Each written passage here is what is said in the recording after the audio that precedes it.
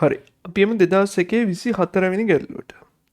මම මෙහෙම කරන්නේ මුලින්ම මේ පද්ධතිය තොරණේ හොයාගෙන මම එක වස්තුවකට ඊට පස්සේ නැවත f සමානෙන් මේ දාන්නවා. සම්පූර්ණ මුලින්ම දානවා 4යි 6යි සම්පූර්ණ පද්ධතියට f සමානෙන් මේ දානවා. සම්පූර්ණ පද්ධතියට f සමානෙන් මේ දානවා මේ දිශාවට. f සමානයි ma.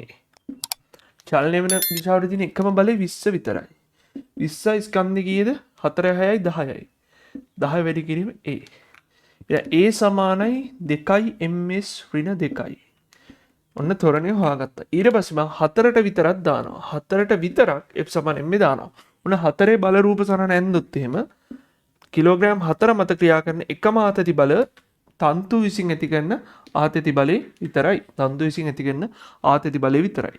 තන්තු විසින් ඇති කරන ආතති බලය, ඒ කියන්නේ ඉතින් තන්තු විසින් ඇති කරන ආතති බලය කියන්නේ ඒකේ ප්‍රතික්‍රියාව මොකද්ද? වස්තු විසින් තන්තුව මත ඇති කරන ආතති බලය.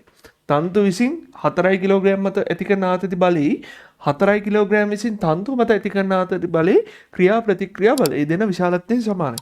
එහෙනම් තන්තු විසින් කිලෝග්‍රෑම් 4 මත ඇති කරන ආතති බලය හොයාගත්තා නම් ඒක තමයි තන්තු ආතති කියන්නේ. තන්තුව සැහැල්ලු නිසා තන්තුවේ හැමතැනම ආතති එකයි. එහෙනම් මෙයා විසින් තන්තු මත ඇති කරපු ආතතිය මේකම තමයි. ඒ නිසා මම එයාට දාන f සමානයි මේ. එහෙනම් f සමානයි මේ දාන චලනය වෙන දිශාවට t තන්තු විසින් ඇති කරන ආතතිය විතරයි මෙයා තියෙන්නේ. ස්කන්ධය කීයද? 4යි. ත්වරණය කීයද? 2යි. එහෙනම් අපිට තන්තු ආතතිය එනවා නිව්ටන් 8ක් කියලා. නිව්ටන් 8ක් කියලා එනවා. හරි.